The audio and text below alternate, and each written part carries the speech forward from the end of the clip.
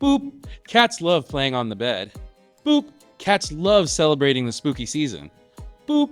However, things are about to get a whole lot spoopier.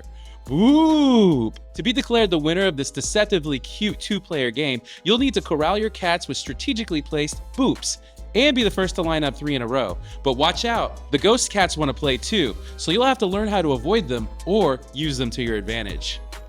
Hi everyone, my name is Joey, and in this video, I'm breaking down everything you need to know about BOOoop from Smirk and Dagger to help you decide if it's worth spending your hard-earned money on. I'll cover the turn summary, rules variants, target audience, comparisons, and the estimated time commitment. Also, seeing as how this is a Halloween version of a game called BOOoop, I'll cover the differences between the two and whether or not it makes sense to own both. But first, let's get started with the game objective. To win a game of BOOoop, you need to line up 3 cats in a row on this quilted bed, and that can be vertically, horizontally, or diagonally. Basically, it's Kit Kat Toe or Kit Kat Claw.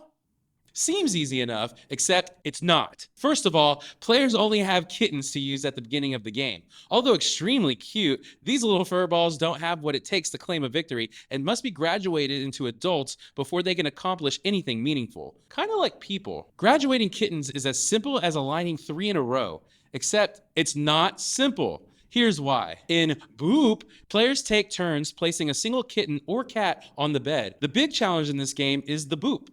Anytime a player places a cat onto the bed, it boops all adjacent cats, regardless of color. The pieces get booped or moved 1 space in the direction of the boop. You can even boop cats off the edge of the bed.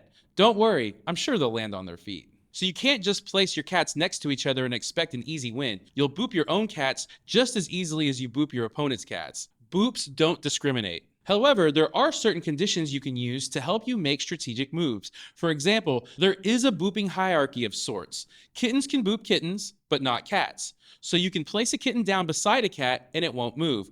Cats, on the other hand, can boop both kittens and cats. Also, once 2 pieces are directly adjacent, they can't be booped in the direction they are lined up. So if you can boop your pieces into a line of 2, you can create an unboopable force. When you break it down, this is an abstract strategy game. The cats are cute and the squishy quilt is fun, but there's really nothing thematic to what you're doing here. With that in mind, here are some other abstract strategy games you may have heard of or played that give you a similar feeling. Hive, Reef, Quirkle, Zero, and War Chest. And of course the classics like Chess and Go. But they don't have cute kitties though. We can't forget the game that gave BOOoop a broom to fly on.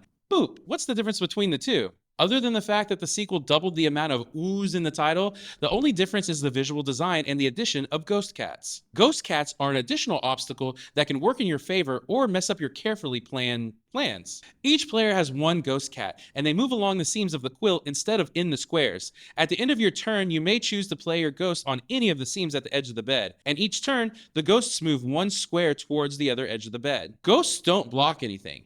Cats can be booped through ghosts because ghosts aren't solid, but ghosts are scary. So whenever a ghost moves alongside a cat, it goes boop, and the cat moves as it would a normal boop, except ghosts are so scary that in the case of 2 cats lined up, the scared cat will leap over the other cat to the nearest empty square rather than staying put. There are a few other nuances with ghosts, but you can see how this added layer can really change up how you play the game. However, you can still play without the ghosts as if you were playing the original game. So which boop should you get? Or does it make sense to own both? In both cases, you have to decide if the addition of the ghost cats adds enough value. Also, how much does this spooky version appeal to you? Would it bother you to play this in January, for example? Personally, I like spooky stuff all year round. Those are the main considerations you have to look at, and only you can make those determinations. However, I do have some good indicators that will help narrow down who the target audience is. Let's start with the suggested age. The box lists 10 and up as the age range, but younger kids should be able to catch on relatively quickly. Also, because of the simplistic rule set, inexperienced gamers can enjoy it just fine and can actually be good at it. I mean, I beat Spencer in my first game, and he has many more years of gaming experience than I do. What does that tell you about him? Or me? You don't have to be a fan of cats to play BOOoop, and while pumpkins, witches, and ghosts are prominent in the game, the theme isn't so strong that you have to avoid it if Halloween isn't your thing. Finally, be aware that it's very easy to foil your opponent's multi-phase strategy that they've been setting up for 10 minutes, so don't play this with people who take that kind of thing personally. Spencer, you okay? Yeah. The last thing I want to cover in this video is the time commitment. You'll spend less than a minute setting up the game and about 4 to 5 minutes for a first-time rules explanation. Turn length can vary anywhere from 2 seconds to 20 seconds. That's really all dependent on how long it takes to think about your next move. Lastly, a full game can last 20 to 25 minutes. All in all, you can expect to spend 30 minutes of your time to set up, teach, play, and put away BOOoop. BOOoop has a very low barrier of entry, so it can appeal to a large number of people: seasoned gamers, newcomers, kids, witches, pumpkins. And even if a friend plays with you and they hate it, hey, that's only 30 minutes of your time they wasted. But if they love it, you can easily set up for a rematch right away. If BOOoop checks all the boxes in your purchasing criteria, you can find it over at GameNerdz.com. Also, if you're a borderline obsessive completionist like me, you can purchase the original version while you're there. If you found this video helpful in making a purchasing decision, consider giving it a like.